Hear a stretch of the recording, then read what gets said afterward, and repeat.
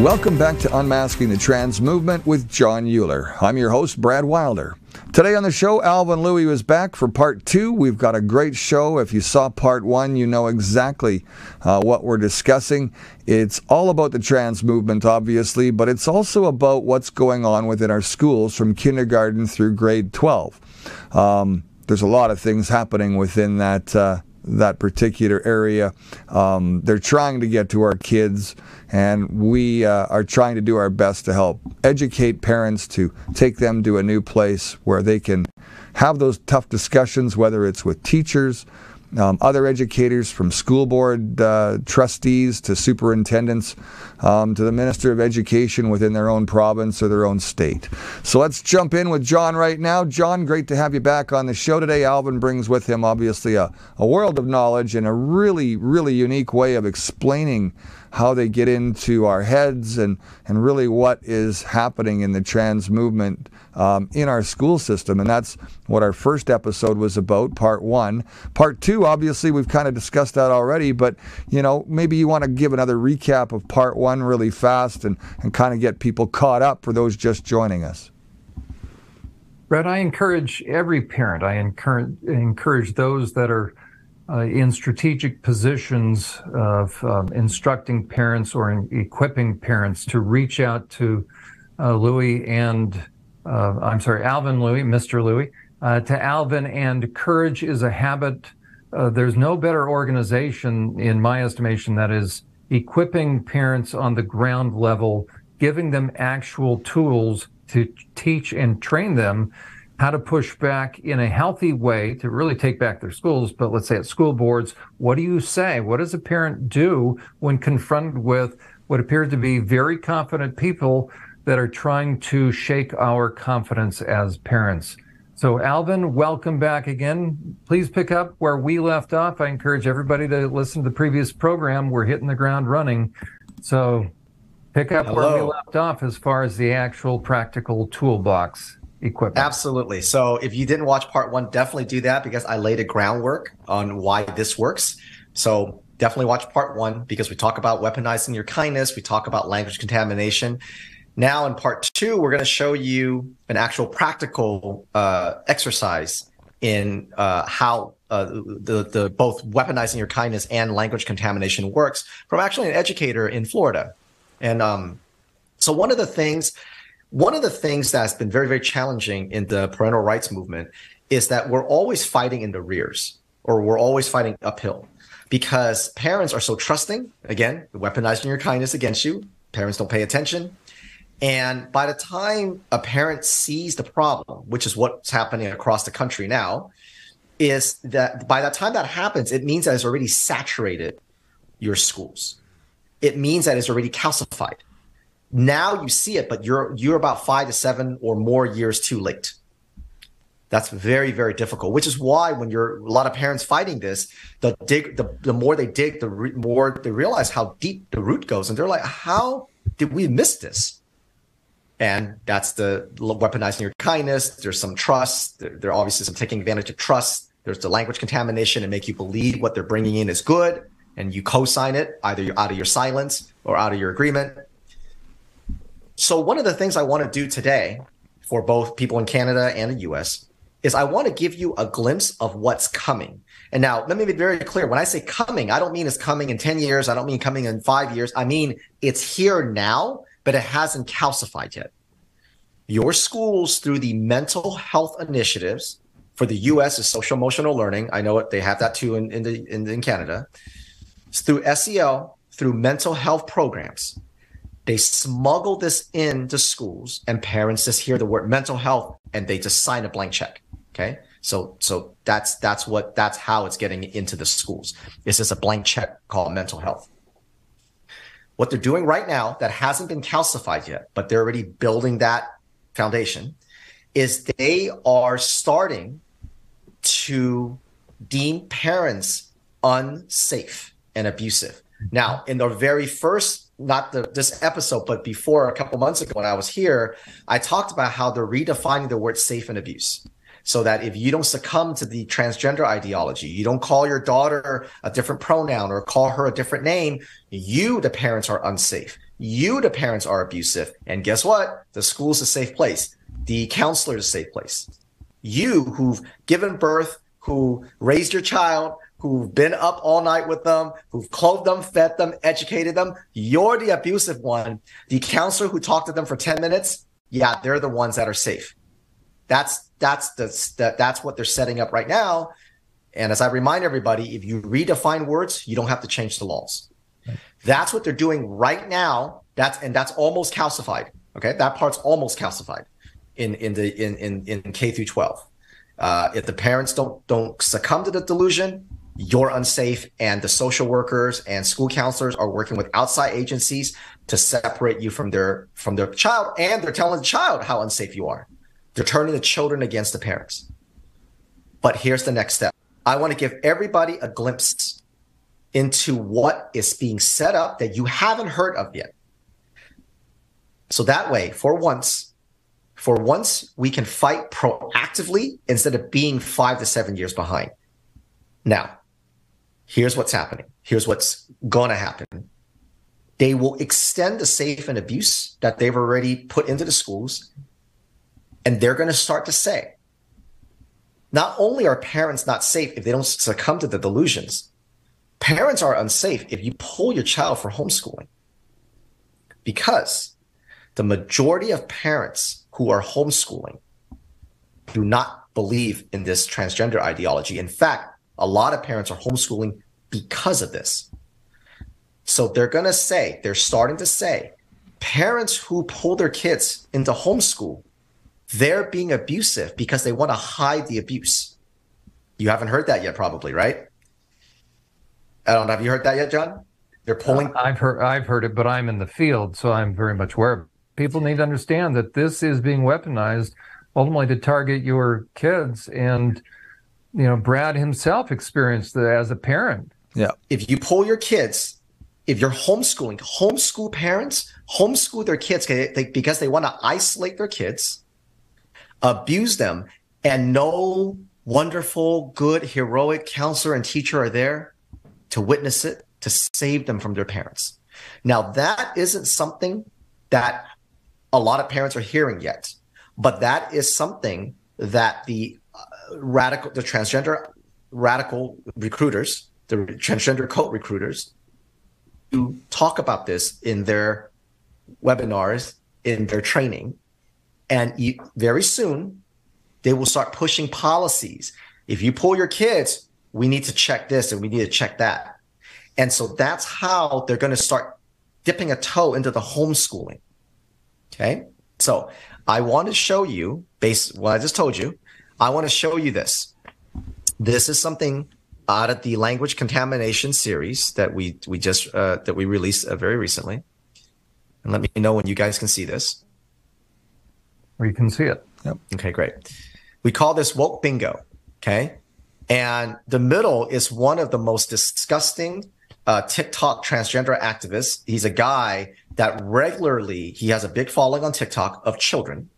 And he regularly encourages children to keep secrets from parents, how parents are wrong, how they're not their family, he's their family. He is one of the most disgusting, biggest influencers of children on TikTok. Now, woke bingo is it's part of our language contamination series. Abuse, affirm, isolate, suicide, neglect, pronouns, inclusion, kindness. Those are all the words they throw around, not only to confuse children and to brainwash parents, to weaponize their kindness, like we said earlier. So let's take a look at this. What is language contamination? We talk about how language contamination is when is the main source of power for all transgender and mutilation advocates. Okay. Every word or phrase they use does not mean what you think it means. They use their vocabulary, but not your dictionary. Okay. Now let's take a look at this educator in Texas, or sorry, in Florida. So, Florida is one of the better states, probably one of the best states, probably the best state in the United States, because they have a very good governor. This is an educator in Florida. So let's take a look at what he's saying. Now, again, these are just his tweets. Okay. We're not editorializing. We're showing you his tweets. I'm not going to read all of them. So let's just read a few of them. Okay. Together. Parents are the abusers.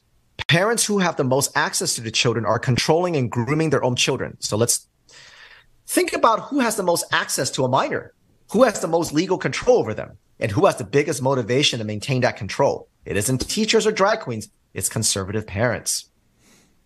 You're wrong. The reason kids get groomed and abused is because they don't have safe spaces from their parents. People that are isolating and alone are easier to abuse. You're making an assumption that the parents are never complicit in abusing or grooming. On the contrary, it's the fact that they have such privileged legal position in children's lives that makes it easier to abuse them. And on and on. Okay. Now that's just the one page. Let's move down. Comprehensive sex ed, sexualizing them as early as possible. Elementary students should get elementary now. Okay. Kindergarten, third, fourth grade should get comprehensive sex education though. It's a correlation between teen pregnancy and the lack of sex education. Of course, they always say that, but the more you sexualize kids, guess what? The more abuse happens at school. If you're referring to parents' paranoia that other people might be grooming their kids, then yes, we should be skeptical of TERFs, transphobes, and hateful bigots that make their children's lives a hell in the name of political ideology. Parents are the ones grooming their kids, particularly the ones obsessed with the sexuality of their own children. So when you stand up to them, they go, "You're being obsessive." Okay? Keep secrets from parents. Parents should not know 100% of what's happening. You think parents should know 100% that it's happening. I'm sure rapists would like to know exactly what their victims are saying too. You don't seem to understand. It is a teacher's job to protect vulnerable students from their abusive parents. Why would you tip off some rapists instead of getting the authorities involved? Why violate the trust of a student by being a snitch? You said it's up to the teacher. It's not up to the teacher to have these conversations. I've proven that's not true. Oh it depends. You know, parents need to understand how dangerous this guy's a predator or predator apologist. This is all right. I teach sex offender yes, treatment. You do. Right, and I work with predators. This is right out of what the predators will say. They are dividing kids from parents, and they are saying they are the protective ones. Well, look at this. Kids should feel safe having some degree of privacy from their parents. If they don't feel safe coming out to their parents, shouldn't be on teachers to stitch them out. Safe and abuse. How many times the guy used the word safe? So again, language contamination. This is why I started off with the language contamination, because if not, parents go, no, I do want kids to feel safe. No. That's not what he's talking about. Safe from you. That's what he's talking about.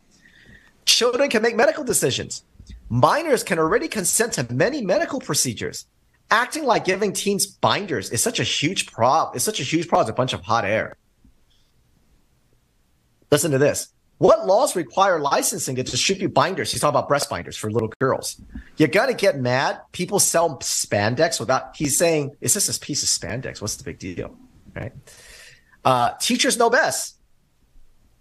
And on and on. I mean, this is one of my friends, he exposes teachers, and he got this guy to just spin. He just spun this guy up, and this guy just vomited at the mouth.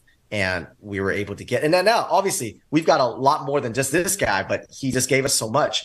We wanted to feature him and highlight him in our first entry to language contamination to show you these bottom feeders. Okay, these bottom feeders, they're the ones that start talking about things, and parents go, "Oh, it's just one guy. Oh, he's crazy." But that crazy is what ends up being a policy in your schools. Let me take you back 7 years. Those bottom feeders were talking about how men can get pregnant, how men can have a penis. And you know what parents did? Psst, this guy's idiot. What a moron. What an idiot. Now look at what they're teaching your kids 7 years later. By the way, Alvin, I want to tell parents from my background working with sexual predators, look at the name he's given himself. That's a sexualized term. Oh, is it? For child predator. Yeah. Child predation, a certain part of the anatomy. I didn't know that. So they love putting it out there. Interesting. In other words, I didn't know that. What has a burnt toast smell? That's how vile these guys are. I would recommend law enforcement do an investigation on this gentleman. Check his electronics, his online activities, his financial records, and his phone's GPS, by the way. Okay, continue. No, I didn't know that. That's interesting. I want to take it one step further, because what we've actually got going on here, and it just kind of hit me as you guys were talking, is that we have normal parents who are, conservative parents, and they don't even have to be conservative parents. They just have to be parents with moral values and know the difference between right and wrong. And I think most people do. But it hit me that they have us as parents going for therapy from the professionals when it should be the other way around. This is all flipped upside down, and it's disturbing to say the least. And there's a lot of parents sitting at home right now, and there's moms and dads and grandparents going, what? How can this possibly be happening? But it really is happening. Don't chalk this off as this one guy. Like I said, these bottom feeders, the reason why we get into the mud with these bottom feeders is, number one, we need to drag them out into the light. So we do this for you so parents don't have to do it, right? Because we know how to deal with them. We know how to bait them, corner them, expose them. But the other reason why we like to get into the bottom feeders is because they tell us what's coming. We don't live in their hell, right? We don't live in their hell. We don't live in their sick, demented delusions. But we want to know, we want to hear from them, because these bottom feeders, these people, what they're talking about will very soon, not 5 years later, not 10 years later, in just another year or two, this will be policy. These are the same people that were talking about parents being abusive if you don't call them the right pronouns, and parents just scoffed it off, right? Or they didn't even know about it. All of a sudden now you've got official policies in government entities that says, we don't have to tell you if your child thinks they're in the wrong body, that they have the wrong pronouns. Now it's official. Now parents are freaking out. But again, that's calcified now. That's calcified, and it's hard to break. We're going to do it, but it's hard to break. This is not calcified yet. What he's saying is they're coming after you whether you're in the school or not. Because they know that a lot of parents are pulling their kids. They know that because the jig is up, right? So they have to take now, what are we going to do about the kids that get pulled? We can't let them get away. So now they're establishing, hey, if you're pulling your kids, we're going to kind of put you through the ringer here. Why are you pulling your kids? Let me check your home. Let me make sure you're good. They're going to start doing that. And again, it's not going to be, are you burning them with cigarettes? Is in your home, are you teaching them that a man can't get pregnant? Because that's abusive and that's violent. And are you saying that transgender kids don't exist? And we're going to go, yeah, there's no such thing as a transgender child. That's child abuse. It's a social contagion. Oh, that's violent. And that's abusive. We got to take your kids away. You can't homeschool them. This is not calcified yet. So I'm giving you, parents, I'm giving you a glimpse of what's coming, the foundation's already laid. They just haven't pushed it far enough into policy yet. I'm giving you a look into what's going to be happening very, very soon as policy in your school. I'm giving you something you wish you had 5 or 7 years ago. Wouldn't you have liked to fight 7 years ago? If you knew what you knew today, wouldn't you love to go back 5 to 7 years? And when they brought that rainbow flag in, you would have fought harder, knowing where it was going to go. I'm giving you that now. Before they start coming after homeschool, I'm giving you these bottom feeders like this. They're telling us where the bigger dogs, like the school counselors and teachers and principals and school administrators and school boards, they're going to start talking like this. So one of the biggest things that I'm noticing from this discussion today is that, again, you repeatedly mentioned it in the last just 30 seconds, which is you're giving the parents. And I want to transition that into what we need to give to the kids. Because the kids, okay, as in my son or daughter, as an example, I've made sure to speak up with them about this. I've made sure to have these discussions with them. I've decided to stay proactive on educating them first before somebody else starts to educate them and they get taken down the wrong path. I'm going to get you that. I'm going to get you that right after this. That's a great segue. Thank you so much. Last thing about this, and then we'll get to exactly what Brad's talking about to give to parents. Okay, I'm going to give you parents one question. I want you guys to train yourself. I want you to train yourself to ask yourself this one question. Every time a school tells you we're only teaching X, it's just about empathy. It's just about inclusion. It's just about personal responsibility. It's just about being safe. Don't go, oh, good, I want that too. Don't go, oh, good, I teach that at home too. Knock that off. Don't do that. Here's the question. Through whose lens is that trait being taught? Through whose lens is that trait being taught? As we said in the first part, I can make empathy about everything. I can make empathy towards, you got to be empathetic towards the boy that drops their pants in front of the girls' locker room. That's not what parents are talking about. So through whose lens is that trait being taught? Today in K through 12, in both Canada and the US, the lens is through the lens of a critical race theorist, or more specifically, a transgender activist, a transgender cult recruiter. So every time a school tells you we're just teaching X, your first thought is, through whose lens is it being taught through? And it's going to be a transgender ideologist, transgender cult recruiter. If you think of it this way, you're going to fight. You're not going to be fooled. They say, hey, we just want kids to feel safe. Okay, through whose lens is that word safe being taught through? Oh, a transgender cult recruiter. They want these kids to feel safe, not anybody else. Okay. So get used to asking yourself that question. All right. So for kids, here is what I want all parents. And this is something you can download. Everything I'm showing you, you can download right from courageisahabit.org. Okay. Everything I'm showing you here. And actually, John, if you don't mind, I will give you actual links to it. So that way you can put it in the show notes.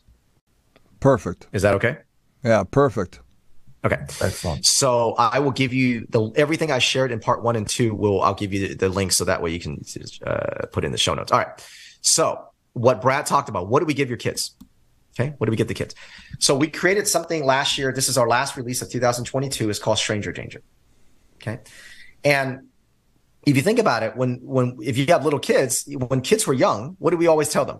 Hey, if someone comes up to you with a puppy or a candy, we say, no, mom, or your mommy wants me to come get you. Nope. You go run to get your mom and dad, right? Or a trusted adult. If they grab you in a department store, you scream and you claw their eyes out. You say, this is not my daddy. This is not my daddy, right? Why do we tell them that? We know chances are that's not going to happen to them, right? Statistically, that's not going to happen to them. So why do we tell them that? We tell them that is because just in case it happens, they know what to do. So now they're in school, and there's a much higher percentage of them getting brainwashed by the transgender cult than them getting kidnapped when they're 5, and we don't teach them to arm themselves at all. So this gives you 4 strategies that every parent and every household can modify based on their own values, based on the age of the child. Okay. It's called Stranger Danger. Talk to your kids about child mutilation advocates. Okay. And it protects them from these school counselors, social workers, teachers.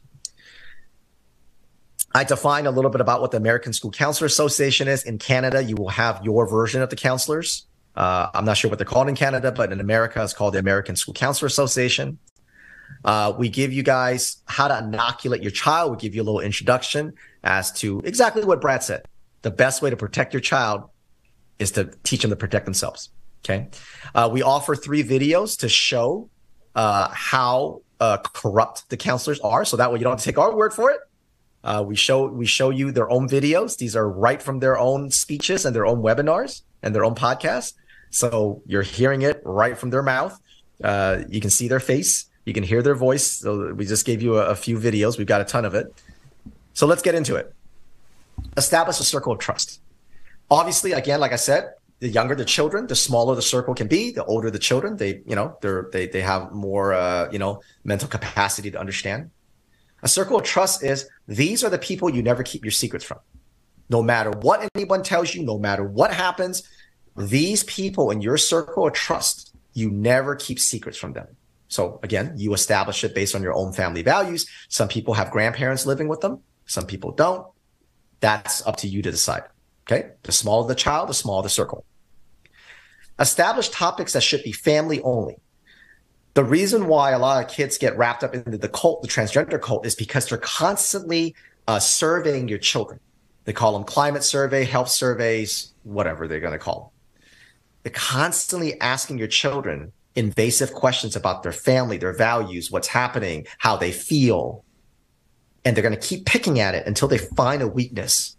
And then that's how, and again, John, you obviously recognize this in this is grooming, sex trafficking 101, right? You keep asking them until you find a weakness, and then you weasel your way in. That's what the school counselors and teachers do in K through 12. So establish family topics only. The moment a teacher asks you about firearms, or is your parents divorced, or, is there a death in the family? What did you do on Thanksgiving? Did people mask? Whatever. These are the topics that you only discuss with your people in your circle of trust. Okay. These are the topics. So again, the smaller the child, the more simple you got to make it. The older child, you can, they know a little bit more. So as their questioning gets more invasive, as the kids get older, your topics expand more, right? Because they're going to start picking at more personal topics as the kid gets older, because when they're little, kids are just kind of all over the place, right? So establish these topics that go, hey, you don't discuss where your parents work. You don't discuss, sex. You don't discuss if somebody, in your family had a problem, if someone got laid off, because those are the vulnerable things that these people look for, right? Oh, dad lost his job, there's a lot of stress in the household. Maybe they're not paying attention, that's how they, oh, dad travels a lot. Okay. Well, so mom's kind of overwhelmed. All right. So, and this is how you get in. Alvin, just to emphasize, parents need to know, many are aware, but schools are giving surveys on a regular basis. That's what you're referring to. What you're addressing is pertaining to these surveys that are happening in schools on a regular basis. The average parent thinks, well, this is to help make our education better for the kids. But what you're indicating is there are outside groups that are taking information from these surveys that the kids are providing on these surveys, and they are taking it to work against the parents and parental rights. Is that what you're saying?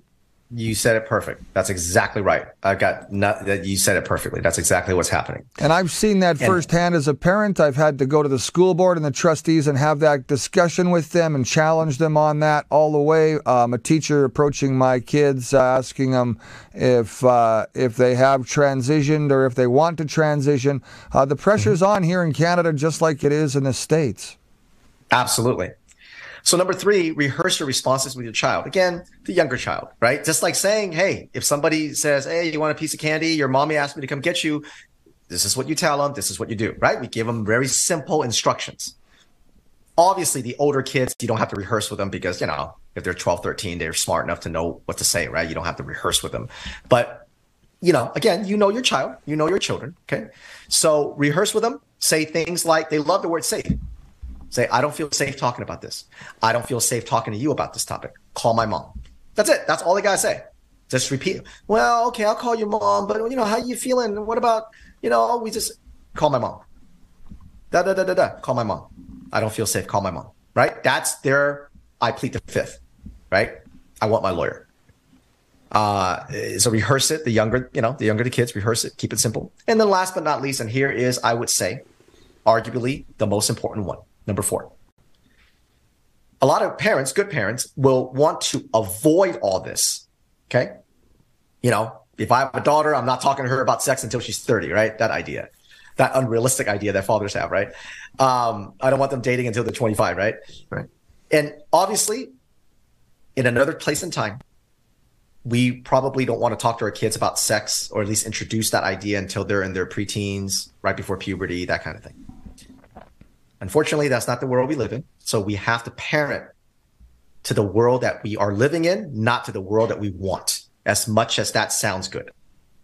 Today, if you avoid topics like gender, pronouns, and all the nonsense words that we know it's made up, but because it's so ubiquitous, it's in media, it's everywhere.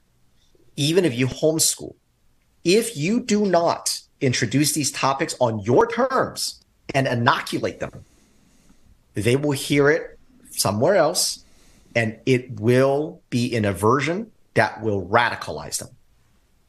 So again, there's no formula here. It depends on you, your child, the maturity of your child, your family values.